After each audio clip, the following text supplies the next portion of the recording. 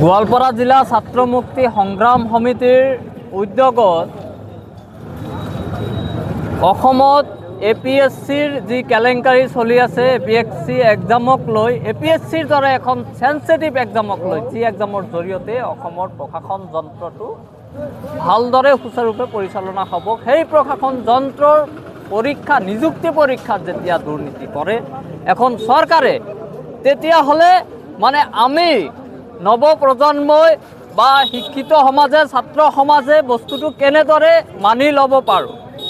আমি শিক্ষা গ্ৰহণ কৰি আছোঁ যাতে ভৱিষ্যতে আমাৰ কোনোবা APSC এক্সাম দিব, কোনোবা UPSC এক্সাম দিব, কোনোবা DC হ'ব, SP হ'ব, SI হ'ব, এই এক্সামসমূহৰ জৰিয়তে সেই আশাৰে আমি পঢ়া শুনা কৰি আছোঁ, শিক্ষিত হৈ আছোঁ। কিন্তু এতিয়া দেখা পাই আছোঁ যে APSC যেনেধৰণৰ কেলেংকাৰী চলি আছে, এনেদৰে কেলেংকাৰী চলি থাকিলে দেখোন আমাৰ মানে ভৱিষ্যতটো কেনেকৈ মানে সফল হ'ব বা সিকিউৰ হ'ব।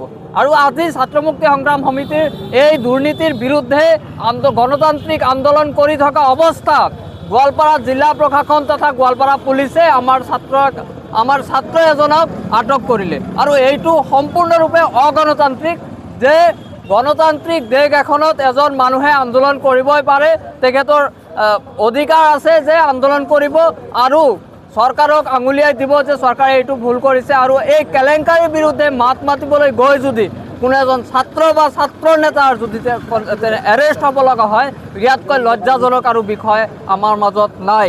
গতিকে আমি অসম চৰকাৰক অনুৰোধ জনাইছোঁ, আপোনালোকে APSCত যিদৰে কেলেংকাৰী কৰিলে এই কেলেংকাৰী আপোনালোকে শুধৰণি কৰক। অন্যথা আমি ছাত্ৰ মুক্তি সংগ্ৰাম সমিতি আজি কেৱল গোৱালপাৰা জিলাত আন্দোলন কাৰ্যসূচী লৈছোঁ। আগন্তুক দিনত আমি গোটেই অসম জুৰি ইয়াৰ বিৰুদ্ধে তীব্ৰতৰ গণতান্ত্ৰিক আন্দোলন কৰি তুলিম। আৰু আমি গোৱালপাৰা পুলিচলৈ অনুৰোধ জনাইছোঁ, আমাৰ যিকেইজন সতীৰ্থক ইতিমধ্যে আটক কৰিছে এই আন্দোলন কৰাৰ বাবে সমূহ সতীৰ্থক মুক্তি দিবলৈ অনুৰোধ জনাইছোঁ তথা দাবী জনাইছোঁ। জয় অসম। জয়।